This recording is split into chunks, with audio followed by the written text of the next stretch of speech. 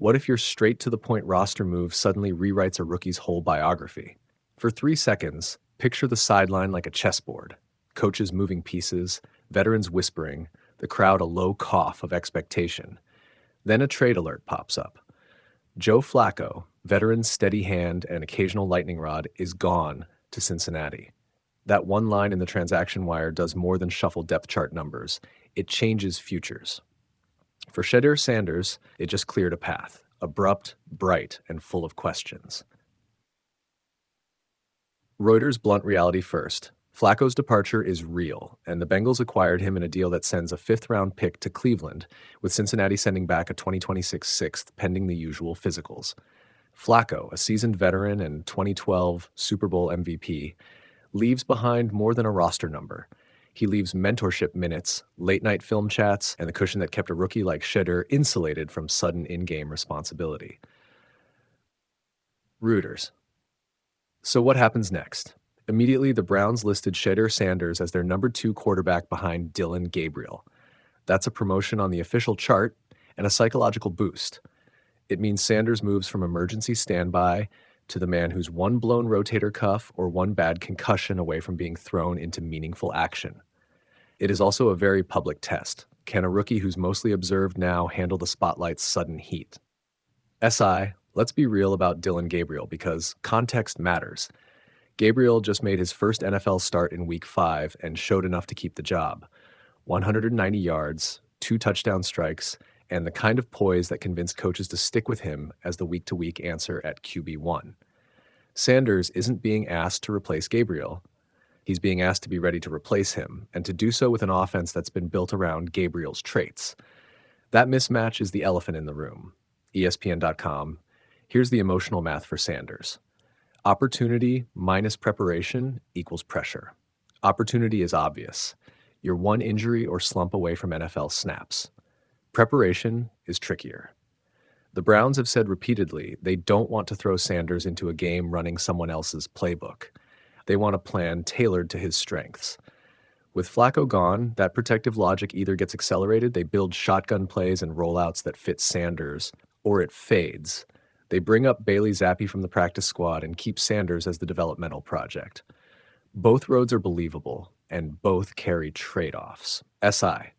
Let's talk about Bailey Zappe because he's the wild card. Zappe's a veteran of a handful of NFL starts, competent, accurate, and a known quantity. He's currently on the Browns' practice squad, available if Cleveland wants experienced insurance that isn't a raw rookie. Some insiders expect the Browns to elevate Zappe instead, at least temporarily, to preserve Sanders' growth arc. That would be the conservative play. Keep the rookie sheltered, let him develop, and use Zappe as the bridge if Gabriel falters. It's the patient path, not always popular in win-now rooms, but it's defensible. But there's another angle. What Sanders gets from this beyond status is real mentorship juice. Multiple outlets captured Sanders crediting Flacco as someone he leaned on during practices and meetings. That mentorship won't evaporate because Flacco's jersey got swapped. Veterans talk, texts happen, and the learning continues. Still, being physically present in the QB room, calling plays, and standing in the huddle during pregame walkthroughs are different from Zoom mentorship. The difference matters when the game is live and the roar is louder than the coach's headset. CBSSports.com. Now imagine game week. Coach draws up a script. Do you give Sanders a condensed, easy-to-execute package if he's active, short drops, quick reads, designed runs? Or do you stick with a full Gabriel-shaped playbook and hope the backup can patch it together if needed? That decision reveals what the front office values more right now: immediate safety and a conservative push toward wins, or developmental investment that pays off later but risks short-term stumbles. Both are defensible strategies. Neither is risk-free. There's also a narrative ripple worth noticing. Sanders came into the league with heavyweight attention, pedigree, hype, and a confident public voice that suggested he belonged sooner rather than later. Yet he fell to the 5th round while Gabriel went earlier. Those draft day choices tell you how teams weighed readiness versus ceiling. The Flacco trade suddenly reframes those judgments. If Sanders gets meaningful snaps and performs, the draft board looks prescient for the Browns. If they keep him sheltered and he stalls, critics will say opportunity passed him by. Either way, the story becomes a referendum on scouting patience versus immediate utility. SI.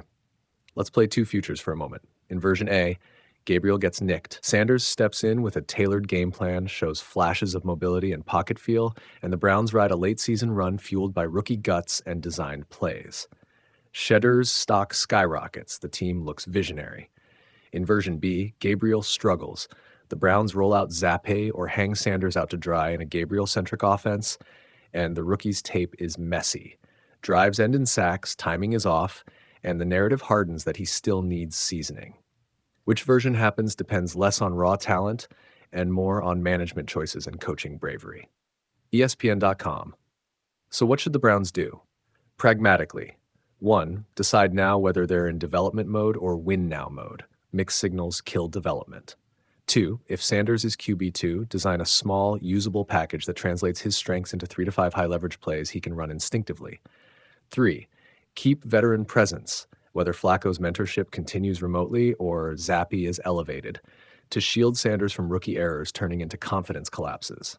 Those 3 actions reduce chaos and make any NFL audition less cruel. SI, here's the human note that matters. This isn't about ego, it's about timing.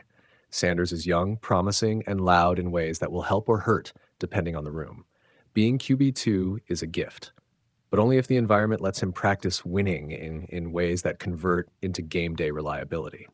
The Browns just handed him the first draft pick of adult responsibility. Whether it becomes a launch pad or a sinkhole will be decided in meetings, at practice, and under one bright stadium light when his number gets called.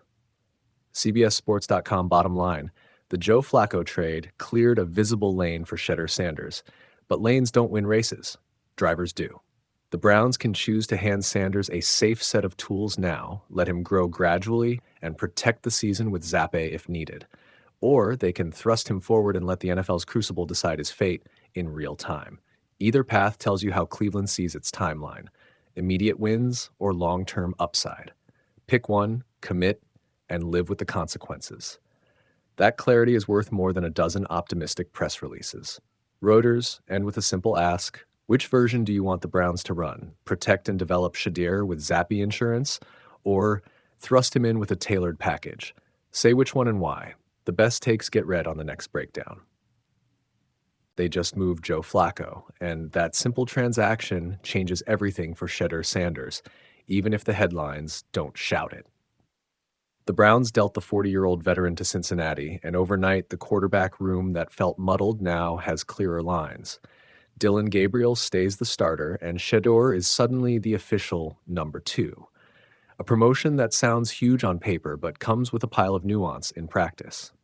Reuters, here's the obvious first-order effect. The trade removes the veteran cushion between Gabriel and Sanders. That matters because who's sitting behind your starter isn't just a backup. It's the insurance policy that shapes game planning, practice reps, and in-game decision trees. With Flacco gone, the Browns can no longer hand the emergency keys to a longtime pro and instead have to decide whether they want a raw rookie, Sanders, in single-game ready shape, or a more veteran bridge like Bailey Zappe if they choose to sign one. Right now, the team's public position is simple. Sanders is QB2, Gabriel is QB1. That clarity short-circuits one small layer of organizational ambiguity. New York Post. But the trade doesn't magically make Sanders ready to lead the offense. There are 3 real, practical thresholds the team is weighing every day: schematic fit, game planning, and psychological readiness. First, coaches worry about matchups and scheme. If the offense is tuned to Dillon Gabriel's strengths, his reads, his timing, designed rollouts, being forced to throw a different profile into a game midstream is a recipe for chaos. That's why teams historically have kept veteran backups who can run a starter system if needed. Without Flacco, the Browns either accept a greater risk of schematic mismatch if Sanders is thrust in, or retool the week's approach to build Sanders a real usable plan if they expect he might play. CBSSports.com. Second, practice reps and the 53-man roster matter in a concrete way. As QB2, Sanders will be active on game day and available immediately. He won't be one of the inactives like a QB3 who's only there as emergency cover. That means more warm-ups, more sideline preparation, and the potential for earlier in-game